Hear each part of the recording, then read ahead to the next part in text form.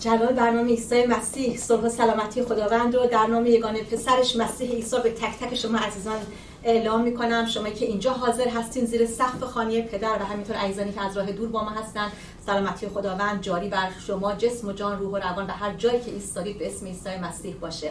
خدا رو شکر برای عزیزانی که تازه به ما امروز روز اولی هست که ما ملحق شدن، خوش آمد میگیم به شما عزیزان. خیلی خوشحال هستیم که و مفتخر از اینکه با شما در زیر این سقف این خانه پدر همگی با هم دیگه خداوند رو جلال دادیم و پرستش کردیم. خدا رو شکر که روز دیگه سفره پهن شد و خداوند دوباره دعوت کرد و ما فرزندانش رو دوباره سفره‌ای که پهن کرد رو پر از برکت ها ساخت و دعوت کرد که بیایم دوباره از این سفره متلذذ بشیم، متنعم بشیم. و جلال برنامه مسیح اومدیم و پرستش کردیم و از وقتا فکر میکنیم که میخوایم خدا رو پرستش کنیم، ما میخوایم یه چیزی درخور و شایسته به خدا بدیم، ولی غیر از اینه که هر وقت پرستش میکنیم ماییم که دریافت میکنیم. ما پر از شادی میشیم، ما پر از آرامش میشیم، ما پر از شالوم میشیم. واقعا میخوایم بیایم یه کاری در خور شایسته پدر انجام بدیم، میبینیم که او بیشتر از آنچه که ما قدم برداریم او برای ما قدم برمیداره. جلال برنامه مسیح برای این گونه پدری که واقعا به قول خواهرمون چقدر شایسته است که او رو به شایستگی بپرستیم و چقدر واقعا در خور پرستش و ستایشی است که به روح راستی به حضورش بلند میشه. خدا رو شکر عزیزان. من در ادامه موعظه‌هایی که این چند هفته با هم دیگه داشتیم، میدونم بعضا جدید هستن و ممکنه موعظه‌های ما رو دنبال نکرده باشن، تشویق میکنم که ما تو کانال تلگرام و همینطور کانال یوتیوبمون این موعظه‌ها بارگذاری میشه و میتونید استفاده کنید، چون این مقدار سلسله مراتب به هم مربوط میشن و به هم وصل هست.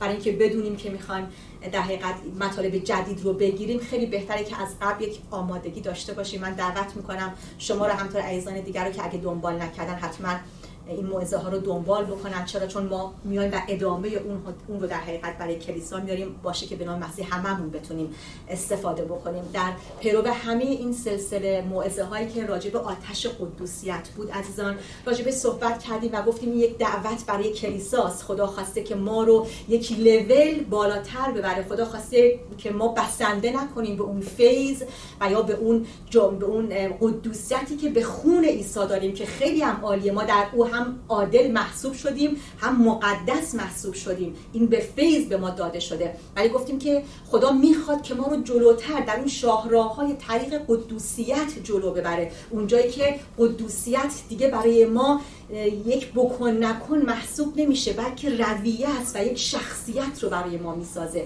ما میخوام در زیر این آتش شخصیت قدوسیت رو بگیریم. آمین. پس من کلیسا رو تشویق به بکن نکن ها نمی کنم. ممکنه بعضی وقتا این موعظه ها رو که گوش بدیم، ممکنه از بعضی جاها از وسطاش برفرض جون شده باشیم و از ابتدا گوش نداده باشیم، یک احساسی به ما دست بده که ای بابا پس اینم که شد شریعت، این کارو بکن، این کارو نکن، از این راه برو، این راه نرو. ما که همه چیزمون رو به فیض عیسی داریم. البته که به هیچ عنوان این موعظه های شریعتی نیست.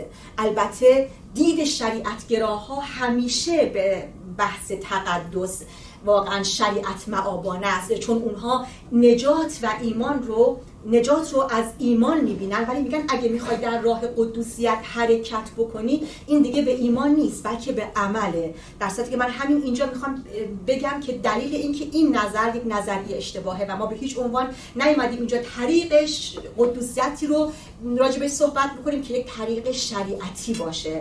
ما از شریعت آزاد شدیم. آمین. ما الان زیر فیض هستیم و همین طریق قدوسیت رو میخوام با فیض از درش حرکت بکنیم. ما اگه فیض نداشتیم که نمیتونستیم در این طریق‌ها و در این شاهراه حرکت بکنیم. درسته؟ برای این من فقط یک پرانتز باز بکنم اینجا که یک تفاوت از این دوتا دیدگاه رو به کلیسا بدم. شریعتگراها ممکنه اینجوری بگن و اکثرا همین رو میگن که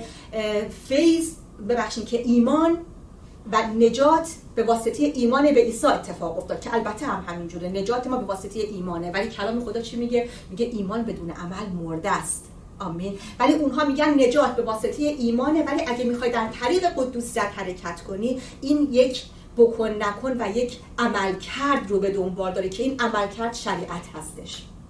در صورت که عزیزان همونطور که گفتم ایمانی که عمل درش نباشه کتاب خدا در یعقوب میگه مرده است، درسته؟ برای همون ایمان نجات بخشی رو که اتفاقا همین شریعتگراها راجع به صحبت میکنن، همین ایمان نجات بخش چطوری ما این نجات رو با ایمان دریافت کردیم؟ غیر از این بود که تصمیم گرفتیم و خواستیم و اراده کردیم که عیسی رو به عنوان پادشاه زندگیمون به زندگی هامون دعوت کنیم. یک تصمیم پشتش بود، درسته؟ یک اراده پشتش بود، یک خواهش، یک خواستن پشتش بود. و بعد چی؟ و بعد این اراده یک باعث شد که ما یک قدم روحانی برداریم و بخوایم و زندگیمون رو به عیسی تسلیم بکنیم. پس این ایمانی هم که باعث نجات ما شد یک ایمان منفعل نبود، یک ایمانی بود که قدم ایمانی نیاز داشت. ما خودمون تصمیم گرفتیم که عیسی رو به زندگیمون دعوت کنیم. حرکت در طریق قدوسیت و حرکت و در حقیقت نجاتی که ما داریم راجع بهش صحبت می‌کنیم هر دو به واسطه ایمان،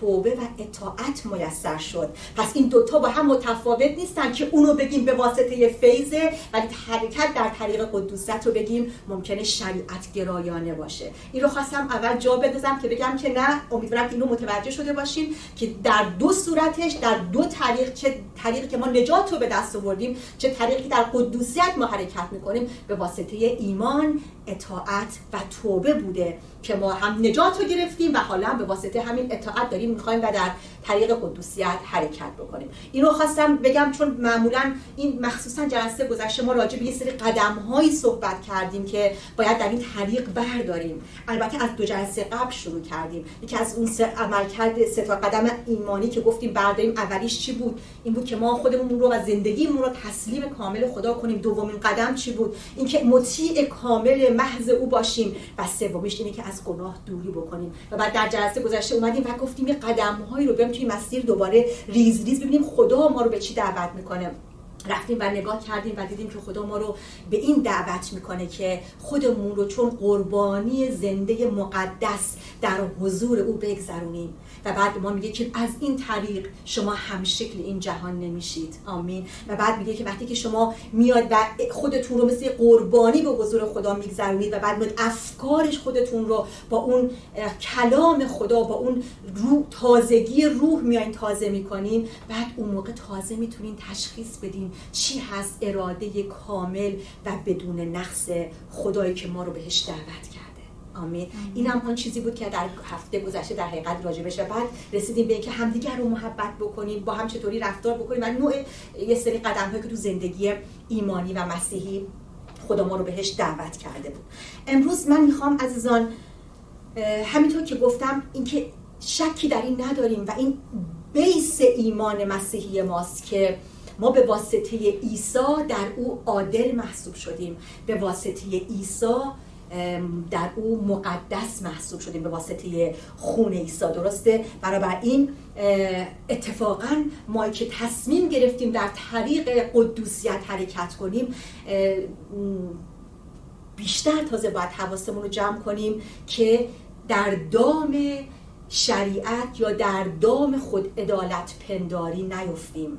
یعنی اینکه نه اینکه ما بخوام شریعت رو در این مسیر تصدیق بکنیم، بلکه اتفاقا برحذر هستیم، حواسمون رو جمع میکنیم که مواظب باشیم وقتی که میخوام در این طریق قدوسیت حرکت کنیم مباشه که در اون تقدس بدلی، در اون تقدسی که من به نظر خودم میتونم خودم رو در اون تقدس بیفتم، این میتونه در حقیقت یک شریعت فیک و دروغی باشه که ممکنه بیاد. چون همیشه شیطان عزیزان، همیشه وقتی یه چیزی رو که حقیقت هست و ما تصمیم میگیریم توی اون مسیر حرکت کنیم، شیطان در صدد هست که بیاد فیک و دروغینش رو بیاره و جلوی ما قرار بده که ما رو به اون سمت منحرف بکنه.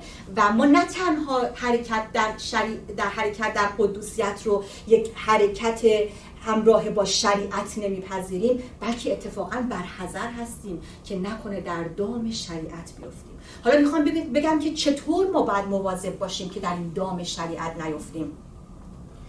بعضی وقتا بین کلیسا اشخاصی هستن که اشخاص کمالگرایی هستن، اشخاصی که سعی میکنن که تلاش‌های انسانی بکنن که در همه چیز ایدئال باشن، در همه چیز بهترین باشن. یه وقتایی یه همچین روی کردی، یه همچین دیدی، یه همچین افکاری ممکنه به ما این رو بقبولونه که ما میتونیم حتی با تلاش انسانی خودمون در اون طریق قدوستی که الان داریم هفته ها راجبش حرف میزنیم قرار بگیریم. ولی باید بدونیم که ما به واسطه طریق‌های انسانی و راه‌های انسانی و تلاش‌های انسانی نخواهیم توانست. سری‌های گذشته و هفته‌های گذشته راجع به صحبت کردیم، گفتیم که آتش قدوست خدا آتشی است که وقتی از آسمان میاد قلب ما رو متحول میکنه، قلب ما رو دگرگون میکنه، یک انقلاب درونی در ما روی میده که بعد مسلماً رفتار ما تحت شعاع این دگرگونی انقلابی از قلب ما صورت میگیره. ولی این نیست که ما فقط بیام رفتارمون رو درست بکنیم و رفتارمون رو بخوایم برنامه‌ریزی بکنیم، کمالگرایانه، ایدئالگرایانه بخوایم جلو ببریم تا بتونیم در طریق قدوست قرار بگیریم. تفاوتش رو متوجه شدین؟ ما باید مواظب باشیم که اتفاقا نه، ما طالب آتش قدوست باید از آسمان باشیم، سهم خودمون رو انجام میدیم و منتظریم و دعا میکنیم تا خدا این آتش رو بر ما بفرسته، تا قلب ما زیر این آتش متحول بشه، تا اون تنفر و دوری از گناه در قلب‌های ما شکل بگیره. بعد اون موقع این قلب ماست که ما رو از گناه دور میکنه و ما رو در اون مسیری که خدا میخواد در قدوست جلو میبره. پس حواسمون باشه فکر نکنیم که اگه این کارو بکنم یا مثلا اگه سعی کنم با اون تلاش انسانی بهترین کار رو انجام بدم پس من میتونم این مسیر رو با تلاش انسانی جلو برم. هفته‌های گذشتم گفتم خیلی‌ها بودن و خواستن که این مسیر رو با خواست و تلاش انسانیشون جلو ببرن، ولی یک حرکت‌های احساسی بوده که تا نصفه‌های راه رسیده و بعدش هم متاسفانه در اثر ای که به نتیجه طرف نرسیده دچار سرخوردگی روحانی شده. گفتم حرکت کردن در این مسیرها با تلاش انسانی ما موثر نیست، ولی خدا رو شکر میکنم ما داریم اینها رو یاد میگیریم که چی؟ که قلبمون مشتاق بشه براش بایستیم، قلبمون مشتاق بشه آتش رو از آسمان بطلبیم، نه که فکر کنیم میتونیم این آتش رو خودمون در دل خودمون برافروزیم. بنابراین اینو داریم توجه به این مسئله میکنیم که نه، این آتش از آسمانه. فقط میخوایم که کلام خدا میگه آنجایی که دل توست گنج توست، آنجایی که گنج توست دل توست. درسته؟ میخوایم بگیم که گنجمون تو چیه؟ آیا میخوایم؟ اگه میخوایم پس تمرکزمون رو روش میذاریم و به خاطرش دعا میکنیم، ازش بی تفاوت عبور نمیکنیم، نسبت بهش ناآگاه نیستیم که ندونیم این چیه، همینجور راه خودمون رو حرکت کنیم. نه، میدونیم شاهراهیه که درست گناهکاران ازش عبور نمیکنن، ولی این شاهراه قرار ما رو به اون ذات روحانی و به اون حیات روحانی خدا پیوند بزنه. پس بی تفاوت نیستیم، دوست داریم و دعا میکنیم براش و میخوان که خدا از آسمان این آتشش رو بر ما بفرسته، نه باز هم به اون طریقی که من میخوام یا شما میخواد یا ممکنه تجربه های گذشتمون تعریفش بکنه، بلکه به اون طریقی که خدا برای هر کدوم از ما در نظر گرفته که ما نمیدونیم چطوره، ولی مطمئنیم اون پدری است که اگه ازش نان بخوای به ما سنگ نمیده، اگه ازش بهترین ها رو بخوای دریغ نمیکنه، چون اون مشتاق‌تر از من و توست که در زندگی ما جلال پیدا کنه. این دعوت به سمت زندگی مقدس دعوتی است از قلب پدر. او قدوسه و میخواد ما هم مقدس باشیم.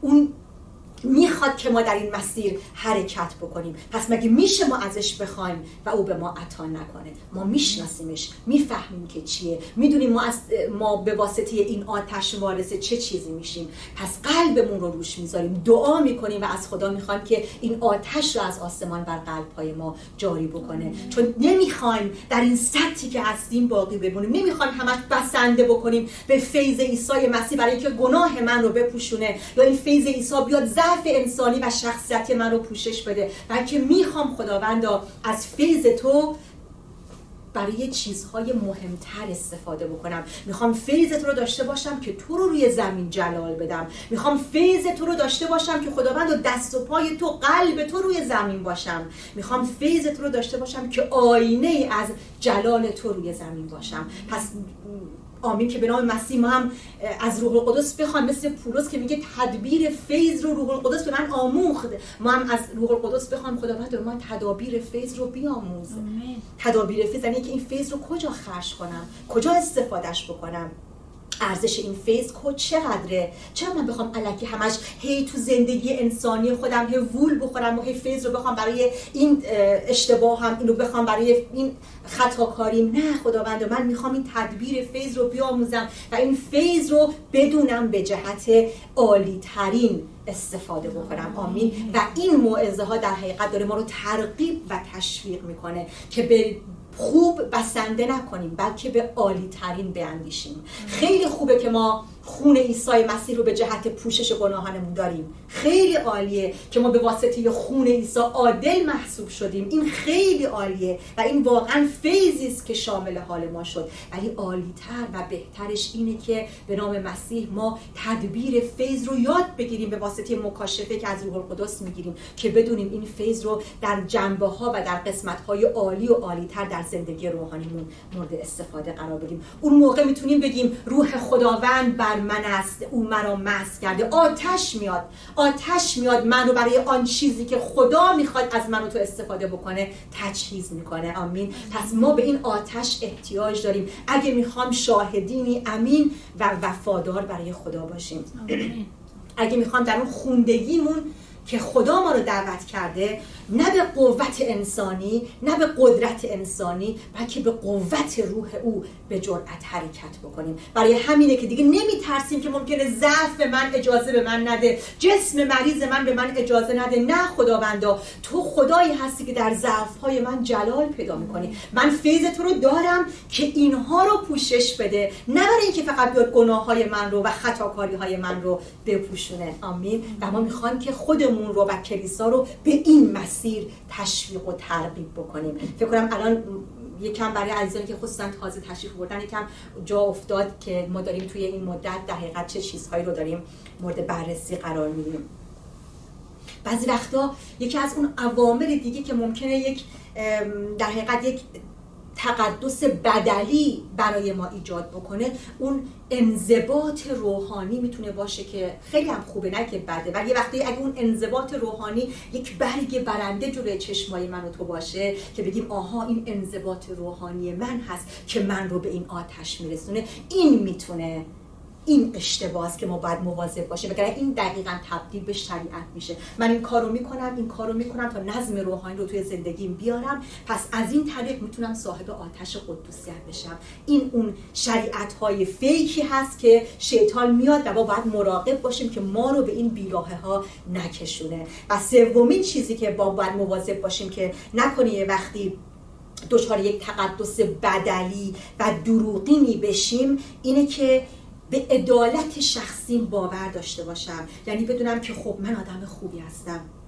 چون آدم خوبی هستم پس واجد این آتش هستم، چون آدم خوبی هستم پس میتونم در این مسیر و در این شاهراه قدوسیت حرکت بکنم. چرا؟ چون این کار خوب انجام میدم، یک شنبه ها کلیسا میرم، خدا رو پرستش میکنم، تازه دست آدمای ضعیفم میگیرم، تازه یه وقتی غذام درست میکنم به آدمای بیچاره میدم. پس من دیگه الان متوجه هستین چی میگم؟ احساس میکنم که پس من به واسطه کارهای خوبم شخص عادلی محسوب میشم. این دقیقاً همون شریعت فیک، اون تقدس فیکی هست که ما باید ازش دوری بکنیم. عدالت شخصی، در صورتی که قبلا هم راجع به این صحبت کردم، خدا ما رو دعوت نکرده که ما آدمای خوبی باشیم. خدا ما رو دعوت نکرده آدمای خوب باشیم. شاید تعجب بکنیم برای چی؟ مگه خدا خوبی رو دوست نداره؟ دعوت خدا برای ما اینه که ما شبیه عیسی بشیم. و یعنی آدم خوب توی دنیا آدمای خوب هستن، آدمای خیر که بیمارستان میسازن، یتیم خونه ها رو، شیرخوارگاه ها رو میسازن و بچه ها رو مواظبت میکنن و خیلی کارهای خوب، مدرسه سازها، بیمارستان سازها، آدمای خوب هستن. درسته؟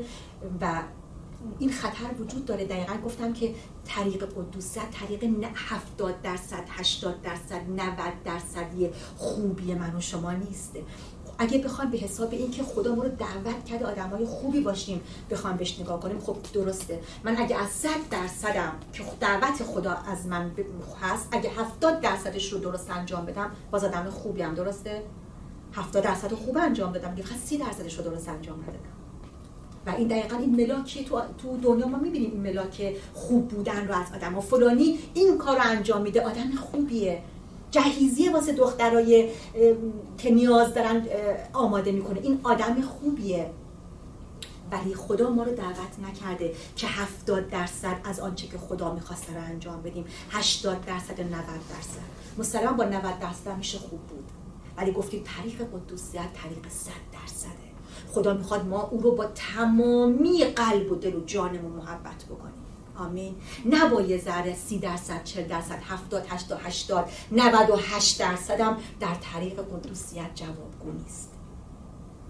خدا میخواد ما به شباهت عیسی بشیم و او ما رو دعوت کرده که مثل اون بشیم، همون طریقی که عیسی روی زمین سلوک کرد.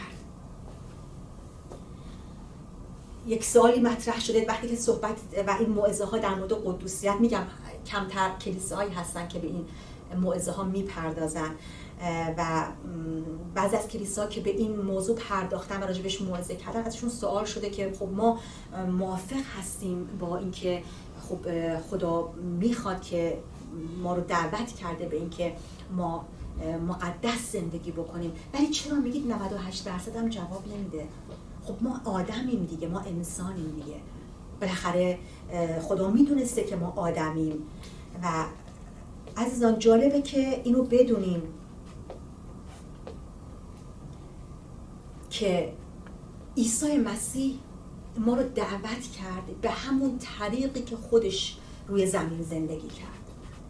عیسی چگونه روی زمین زندگی کرد؟ در این طریق قدوسیتی که نه به واسطه الوهیتش بلکه به واسطه قوت و قدرتی که از روح القدس میگرفت 33 سال زندگی شد در قدوسیت سپری کرد، همون چیزی که الان من و شما هم داریم.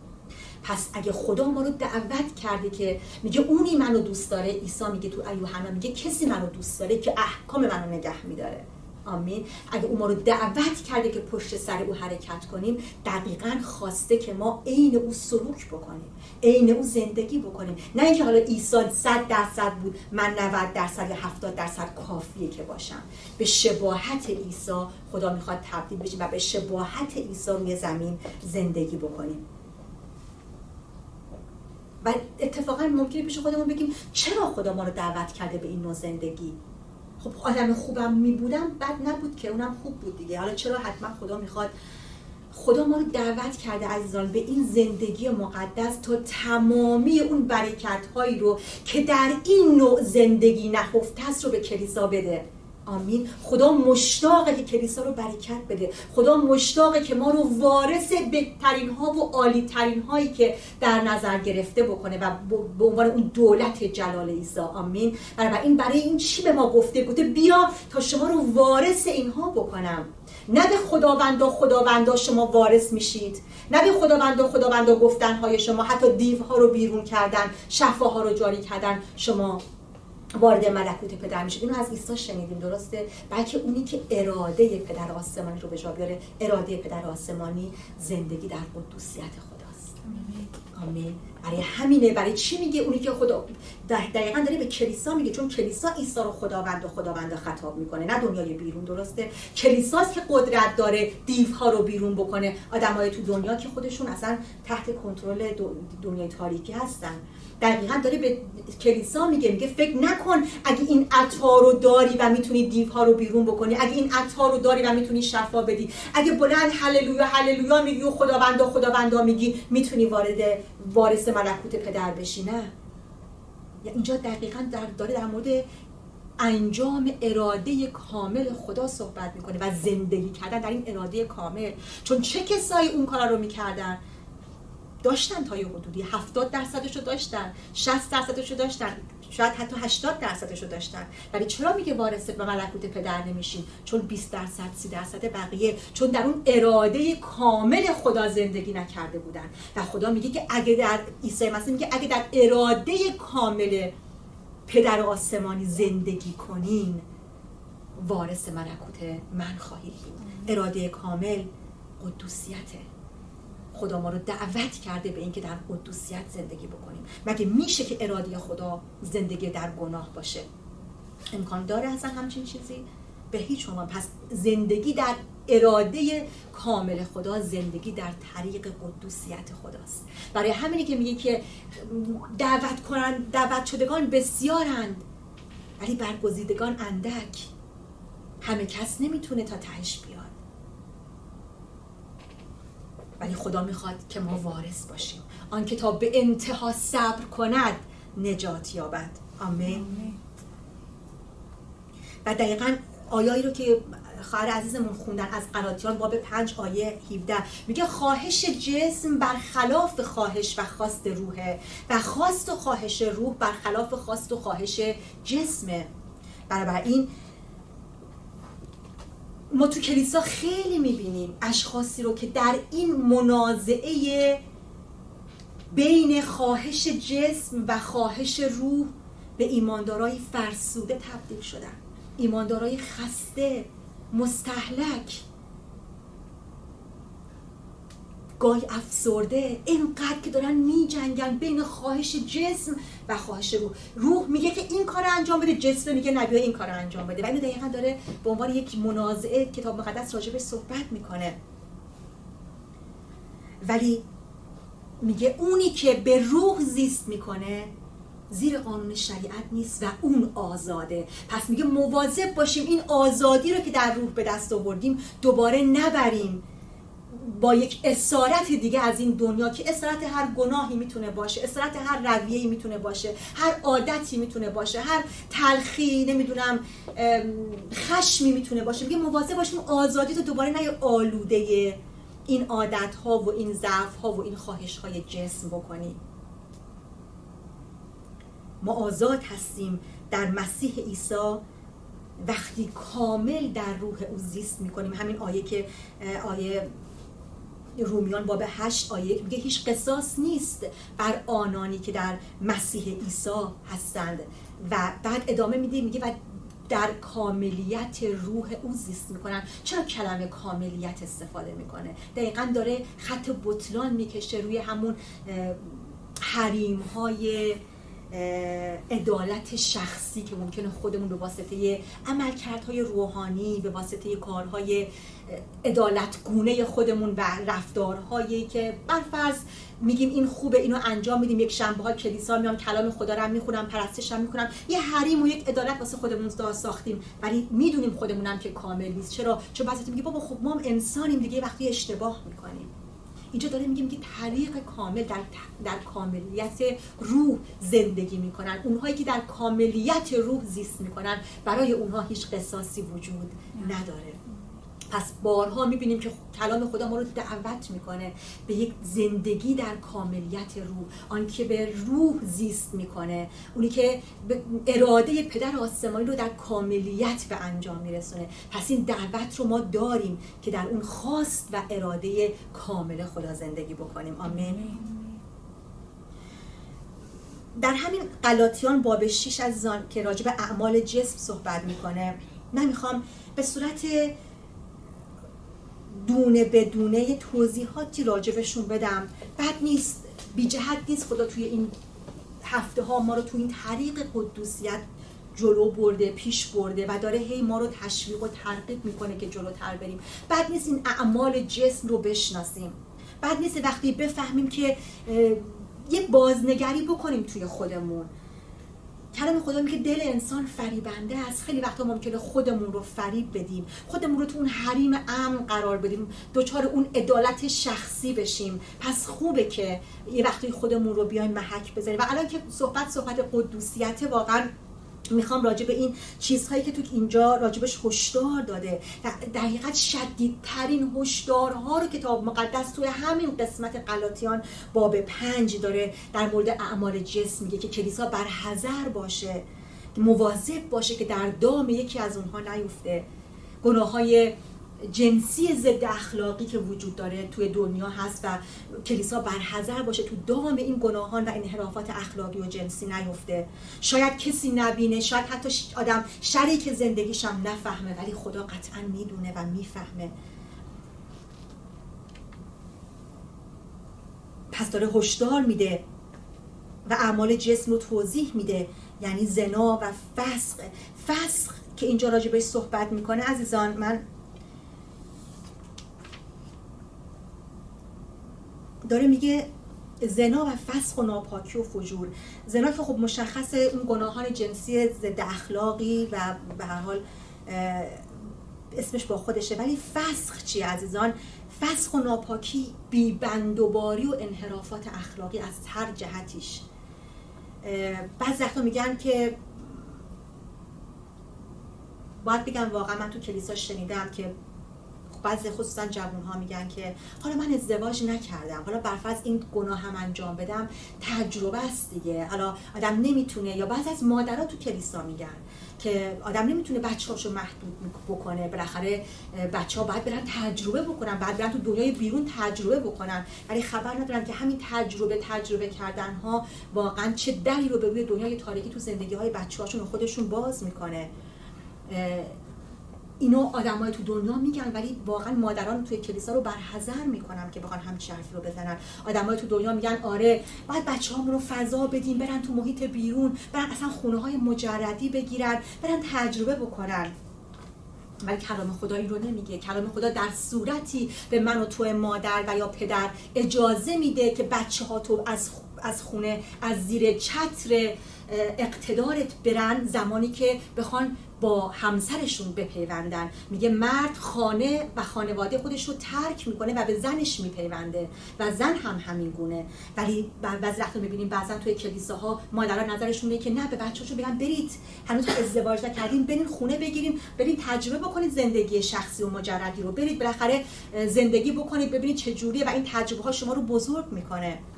این چیزی نیست که کلام خدا این رو به کلیسا توسعه بکنه. دنیا این رو میگه و تبلیغش میکنه، ولی همین دعوت یک پدر و مادر برای فرزندشه و به جهت چی؟ به جهت آلوده شدنش توی دنیا، به جهت اینکه بره و به جهت اینکه بخواد تجربه کسب بکنه، هر کاری میخواد انجام بده رو بره انجام بده. راستش که خدا اجازه نمیده ما هر چیزی رو تجربه بکنیم. خط قرمزهای خدا کاملا برای ما مشخصه، ولی وقتی ممکنه ما آدم‌ها پیش خودمون بگیم که خب نمیشه بچه من محدود بکنم، اگه محدودش بکنم بعد از جای دیگه اگه واقعا با دعا و کتاب مقدس بچه‌هامون رو بزرگ بکنیم. بعضی واقعا من دیدم بعضی وقتا بچه‌ها اصلا دوست ندارن از پدر و مادر جدا بشن، ولی پدر و مادر اونها رو اجبار میکنن که خونه مجردی بگیرین، جدا بشین تا تجربه بکنین زندگی مجردی رو. و در حقیقت چتر و اون سایه روحانی خودشون رو که هر پدر و مادر بعد روی بچهش در دوران مجردی داشته باشه رو از فرزندانشون محروم میکنن.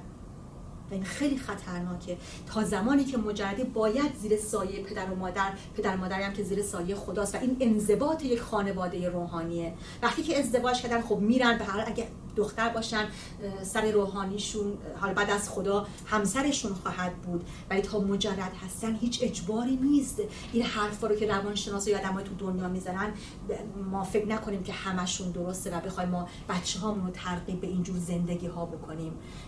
بچه‌ها تا زمانی که مجردن کتاب مقدس میگه باید تو خونه پدر مادرشون زندگی کنن. وقتی که ازدواج کردن، حالا وقتی ممکنه شرایطی پیش بیاد طرف بره جایی که شهر دیگه درس بخونه، خب اون دیگه به هر حال اون شرایط خاصیه، ولی میبینی نه توی یه شهر پدر و مادر هستن ولی بچه‌هاشون توی جای دیگه میرن زندگی میکنن و در حقیقت از زیر چتر حمایت روحانی پدر. فقط موضوع حمایت‌های مالی نیست عزیزان، حمایت روحانی، یک سایه اقتداری پدر و مادر روی بچه‌ها دارن که وقتی بچه‌ها خارج بشن و برن جدا زندگی کنن از زیر اون چتر روحانی و حمایت و اقتدار روحانی اونها بیرون میان و چقدر بچه‌ها آسیب پذیر میشن. مثلا یه دختر چتر رو اقتدار شوهری هم نداره که بالای سرش باشه با توجه به اون انضباطی که خدا در کتاب مقدس برای ما تعریف میکنه و این چقدر آسیب پذیر میشه توی دنیای بیرون بره فقط به خاطر که باید تجربه بکنه.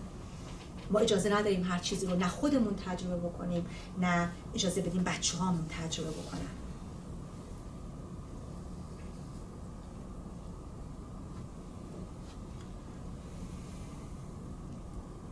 خب این بی‌بندوباری‌های اخلاقی و بعد میگه بت پرستی.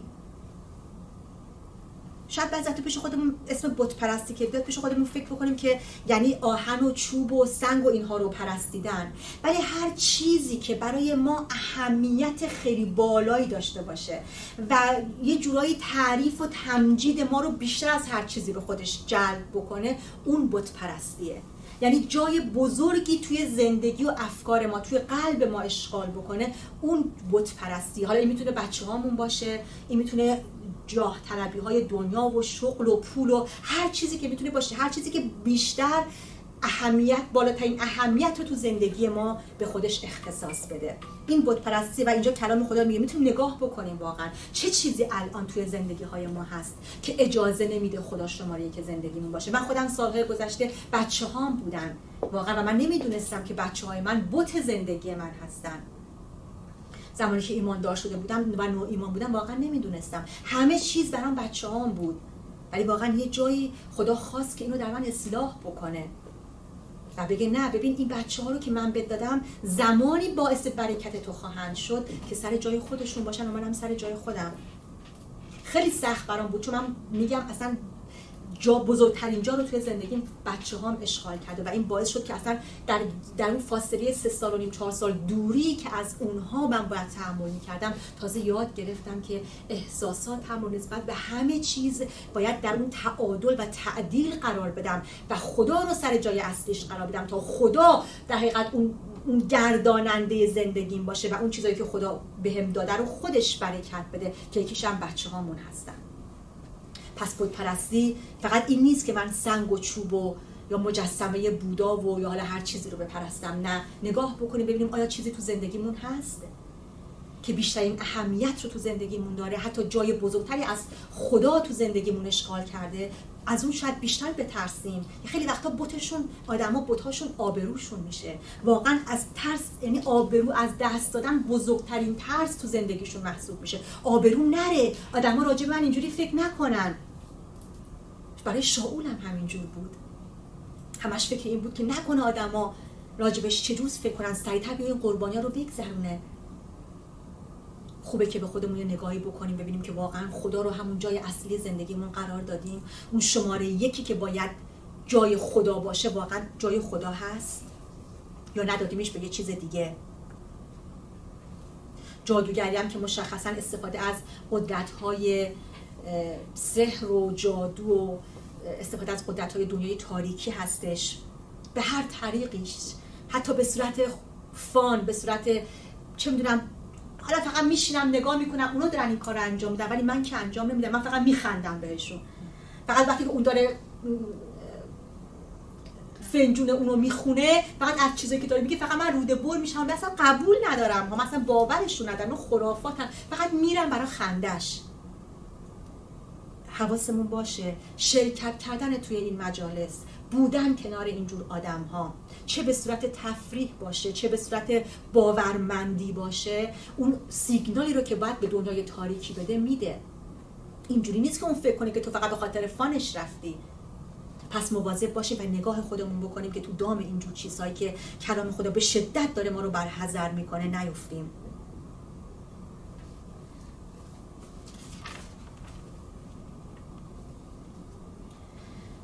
یه قسمت که میگه که فسق و ناپاکی و فجور، حالا شاید من ترجمه قدیمش رو دارم میخورم، هر نوع سهل انگاری، راجع به اخلاقیات رو بهش فجور میگن. حالا مثلا تو معاشرت‌های روزمره‌مون هر گونه بی اخلاقی یا سهل انگاری رو تو اون زمینه داشته باشیم. ممکنه بذارم من که هیچی تو دلم نیست، من که تو قلبم چیزی نیست، من فقط شخصیتاً اینجوری هستم که تو همه چی شوخی میکنم. همین سهل انگاری اسمش فجوره، این که آدم اهمیت نده داره چی از دهنش در میاد یا چی داره میشنوه، حتی اگه دلت هم منظور خاصی نداشته باشه که تو داری این حرفو میزنی یا این کار رو داری انجام میدی، نه، حتی برای اینکه به عنوان شخصیت برای خودت پذیرفتیش، کلام خدا داره میگه برحذر باشید. هر گونه سهل انگاری در اخلاقیات، این اسمش فجوره. چارچوب کتاب مقدس چارچوب اخلاقیه، چه در خانواده، چه مرد نسبت به زن، زن نسبت به مرد، بچه‌ها نسبت به پدر و مادر، پدر و مادر نسبت به بچه‌ها. ما تو کلیسا که ما ایمانداران شبانان نسبت به اعضا هر کدوممون کتاب خدا برامون مشخص کرده چارچوب‌های اخلاقی رو، درسته که داره میگه هر جور سهل انگاری در این جور مواقع اسمش فجوره و کلیسا بر حذر باشه که در دام اینها نیفته. دشمنی، تنفر بیش از حد از دیگران خیلی وقتا پیش میاد. فلانی قلبمو شکسته، در حق من بی‌انصافی کرده، اصلا دیگه دلم نمیخواد ببینمش. دشمنی یکی از میوه های جسمه و از خواهش جسمه. مواظب باشیم در مورد کسایی که دلامون رو میشکنن، خصوصا حتی ممکنه تو اعضای خانواده باشن. حواسمون جمع بشه که اجازه ندیم این میوه اول از یک کدورت شروع میشه، میوه کدورت در ما بمونه که بعد تبدیل به دشمنی و نفرت و تنفر و اینها بشه. خدا کلیسا رو برحذر میکنه اینها به عنوان میوه های جسم جایی در زندگی کسی که به روح زیست میکنه نداره. کینه به دل گرفتن، این خدا نمیخواد که ما کینه از همدیگه به دل بگیریم و یک کینه در حقیقت یک نوع رقابته. کینه یک نوع یک نگرشیه که مثلا توی یک جمع این رقابت ایجاد میکنه و این رقابت باعث میشه که تو کینه از یک شخصی به دل بگیری، از اون خواهر برادر روحانیت کینه به دل میگیری. این کمی زودتر ازشون عبور میکنم چون ظاهرا زمان داره خیلی زود میگذره، ولی باید نگاه کنیم هر کدوم از اینا رو که میگیم یه بازنگری به خودمون داشته باشیم و ببینیم واقعا حتی یه ذره. کلام خدا میگه اندک خمیر مایه 1 کیل 2 کیل آرد رو تخمیر میکنه. این که من بگم یه ذره، حالا یه ذره کینه هم دیگه چیزی نیست، حالا یه ذره تنفر من از فلانی دارم حق بشه، همین یه ذره همه وجود ما رو آلوده میکنه، فکر ما رو آلوده میکنه. پس تا میگم بس ممکنه میگم دلهای ما فریبنده است. مثلا ممکنه شیطان از طریق افکار ما بگه که ببین تو حالا فکرتم نسبت به یک نفر در دشمنی در کینه است، چه ربطی به دیگران داره؟ مشکلی نیست، یه فکر شخصی که تو خودت داری، ضررش که به کسی نمیرسه. ولی میخوام اینو بهتون بگم که ما عضو بدن مسیح هستیم. وقتی فکری بیاد و یک فکر آلوده در ما قرار بگیره کل بدن ما رو آلوده میکنه و ما به عنوان عضو بدن مسیح در اون بعد کلیسایی یک عضو آلوده کلیسا رو آلوده میکنه. اتفاقا نگرش کتاب مقدس هیچ گونه سنخیتی با یک نگرش فردگرایانه نداره. اتفاقا کتاب مقدس جمعی ما رو نگاه میکنه چون میدونه که ما در جمع بنا میشیم، از همدیگه تشویق میگیریم، از همدیگه شاد میشیم، با دیدن همدیگه بلند میشیم، ایمانهامون همدیگه رو بلند میکنه، شهادت‌های روحانیمون باعث بنامون میشه، ما در جمع بنا میشیم. درسته؟ برای همین پس این نیست که من فکر کنم این گناه اگه توی فکر من باشه هیچ ضررش به کسی نمیرسه، حالا بالاخره تو فکر خودم کسی هم که ازش خبر نداره. میتونیم الان نگاهی به افکارمون بکنیم، خصوصا کسایی که با همون زندگی میکنن.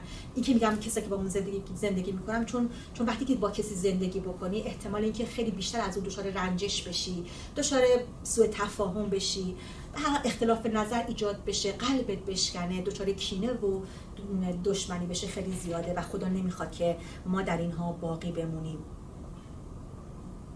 و تعصب هر نوع خودخواهی، هر نوع جاه طلبی بهش میگن تعصب، که این میتونه بین خادمین و بین اشخاصی که اصلا تو کلیسا به عنوان کاهنا دارن خدمت میکنن وجود داشته باشه. هر گونه خودخواهی و هر گونه زیاده خواهی، حتی جاه طلبی یعنی زیاده خواهی، من حریم برای خودم در نظر بگیرم و این حریمم رو هی بخوام گسترش بدم و با جاه طلبی انگار میخوام که خودم رو بیشتر ثابت بکنم. چه تو زندگی زناشویی اون میگه اون سالار بشه، مرده میگه من سالار بشم، چه تو کلیسا اون سالار باشه، خدا باید سالار زندگی های ما و کلیسای ما باشه. پس هر گونه تعصب رو بر حذر باشیم که نیاد و زندگی های روحانی ما رو مبتلا بکنه.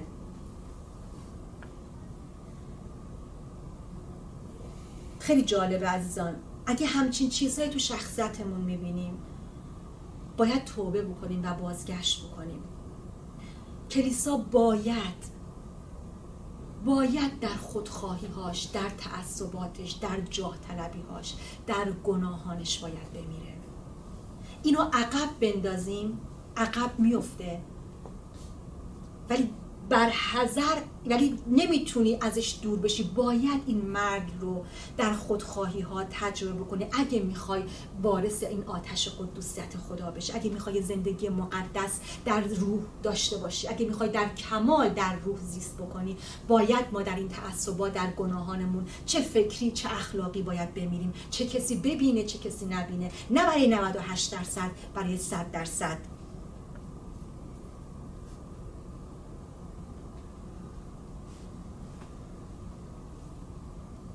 خشم، بعضی هستن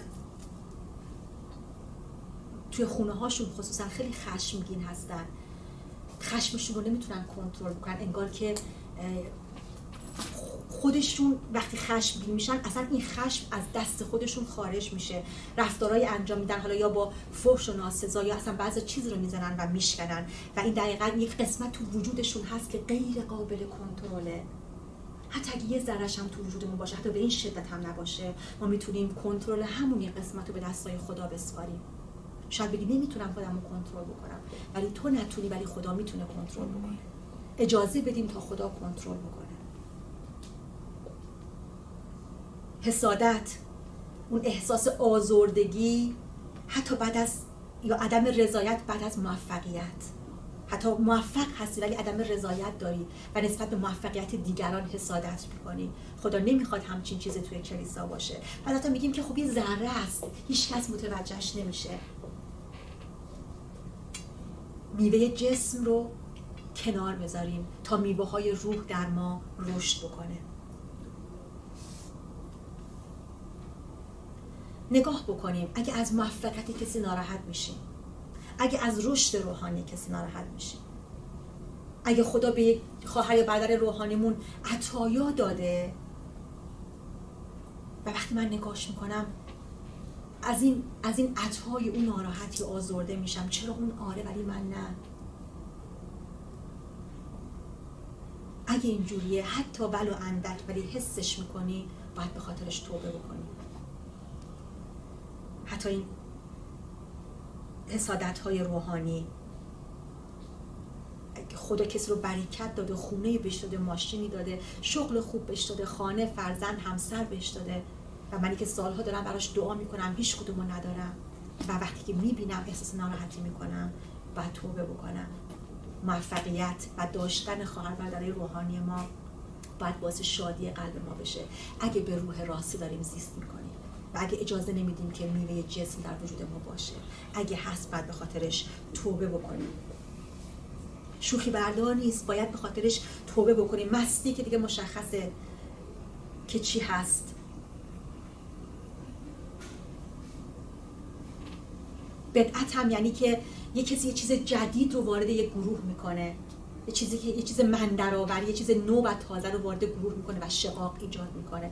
از این بدعت ها باید دوری بکنیم و اینها همه اینها رو در کتاب مقدس دونه به دونه بهمون گفته که کلیسا باید ازش دوری بکنه و برحذر باشه. چرا؟ چون تو غلاطیان باب 5 آیه 20 میگه کنندگان چنین کارها وارث ملکوت خدا نمیشن.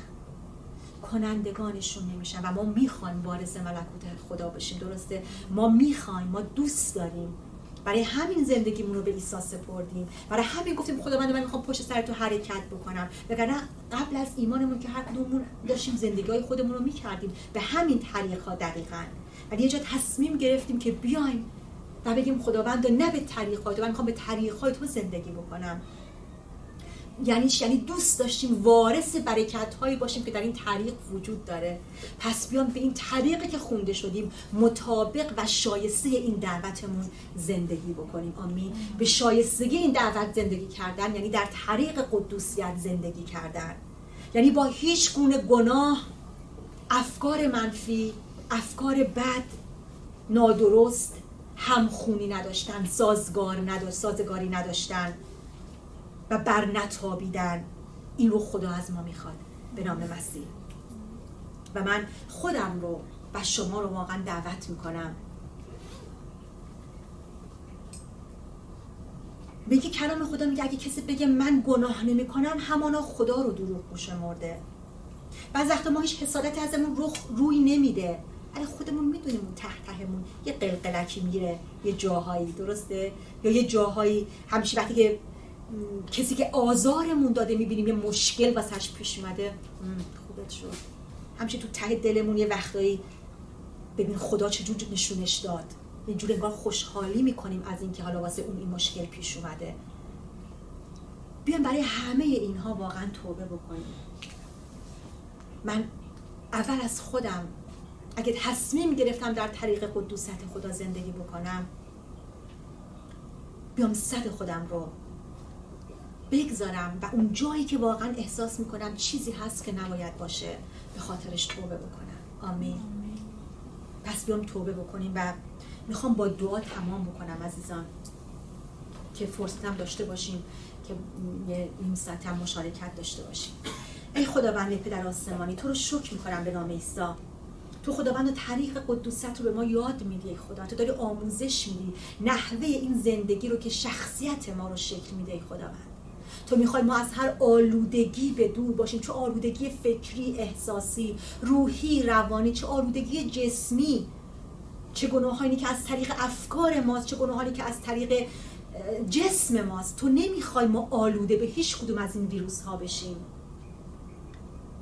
این گناهان مثل ویروس، مثل باکتری و میکروبیه که سلامت روحانی ما رو به خطر میندازه، ما رو مریض میکنه و تو نمیخوای ما مریض باشیم. ای خداوند رو امروز اعلام میکنیم در این جماعت راجع به میوه های جسم و خواهش های جسم صحبت کردیم، تمرکز کردیم، بعضاشون رو باز کردیم، فهمیدیم خداوندا هشدار 100% تو غیر قابل اغماض تو ای خداوند برای دوری کردن از این گناهانه و حرکت کردن در طریق قدوسیت، تنفر از گناهه. پس من میخوام خداوندا اگه تا کنون خداوندا گناهی از طریق افکارم انجام دادم، به نام عیسی مسیح میخوام به حضور توبه بکنم. افکار من رو کاوش کن خداوندا. اگه کینه‌ای خداوندا، اگه حس منفی، دشمنی، تنفری در افکار من، در قلب من دیده میشه، به حضورت خداوندا توبه میکنم. منو ببخش و منو در این قسمت آزاد کن. اگه هنوز نمیتونم خشمم رو کنترل بکنم، خداوند کنترل خودم رو به دستای تو میدم، تو منو کنترل کنی خداوند. اگه نمیتونم طوفان‌های فکریم رو کنترل بکنم، ای روح القدس تو بیا و افکار من رو کنترل کن و در اون مسیر راستی خودت مدیریت کن. خداوندا از حسادت هایی که تو قلبم هست،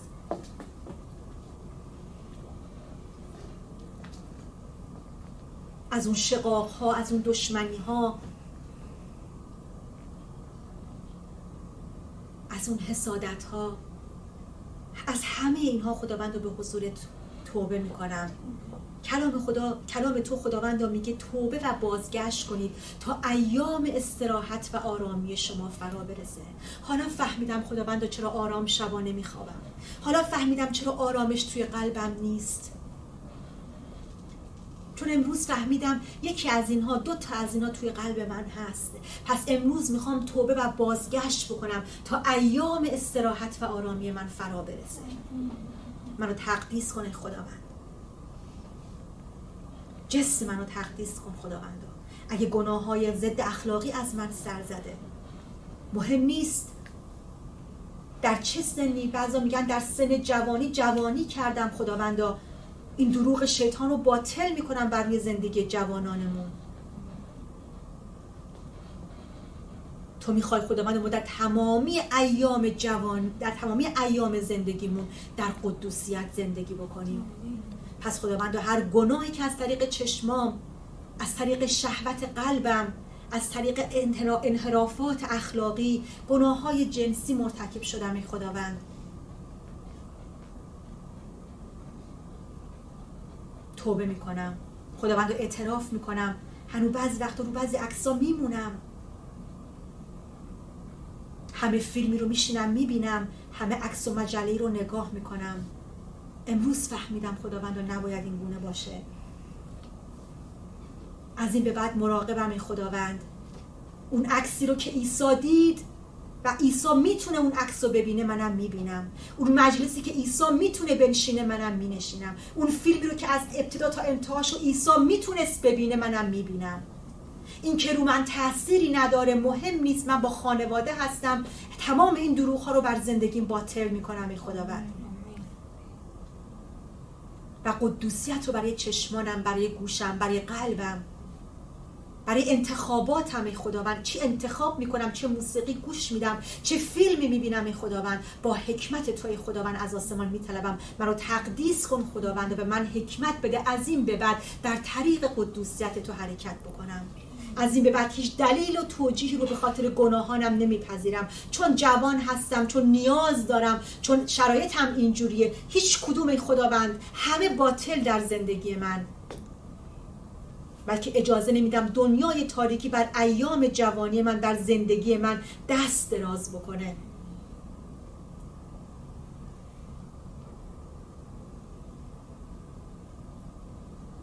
خداوند نمیخوام 98%، نمیخوام 97%، نمیخوام 90%، میخوام 100% در قدوسیت تو زندگی کنم. میخوام خداوند به طور کامل اراده تو رو زیست بکنم ای خداوند. فیض تو مرا کافی است که به من کمک بکنه ای خداوند. پس نمیترسم، تنهایی نمیتونم، ولی با تو خواهم توانست. پس دستمو به تو میدم ای خداوند و میخوام در اراده نیکوی تو ای خداوند زندگی و زیست بکنم، در قدوسیت تو زندگی بکنم ای خداوند. میخوام هر کی زندگی منو میبینه خداوند، جلال تو در زندگی من آشکار باشه و او جلال تو رو ببینه ای خداوند. هر که زندگی منو میبینه قدوسیت تو رو ببینه، نور تو رو ببینه ای خداوند، قلب تو رو ببینه ای خداوند. پس من میخوام به تمامی زندگیمو به تو تسلیم بکنم. تمام زندگی من در دسترس تو. بیا خداوندا، من میخوام و قدممو بر میدارم، قدم ایمانیم رو، چرا که کلام تو میگه ایمان بی عمل مرده است. من قدم ایمانیمو بر میدارم و انتظار میکشم تا آتش قدوسیت توی خداوند قلب منو به طور کلی دگرگون بکنه و قلب منو به طور کامل از گناه بیزار بکنه. تا اون موقع در دعا ایستادم خداوند، برای آتش تو انتظار میکشم، دعوت تو رو پاس میدارم خداوندا و بهش اهمیت میدم.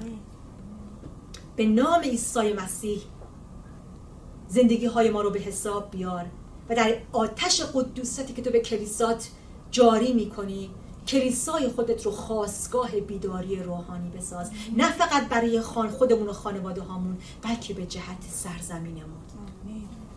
نه فقط به جهت سرزمینمون، به جهت همه فارسی زبانایی که خداوند تو برای اونها قلب داری، دل داری و اونها در جفا و جهالت و در سختی و گناه هستند. اراده کامل تو در زندگی های ما انجام بشه. به نام پدر، پسر و روح القدس. آمین. آمین. آمین.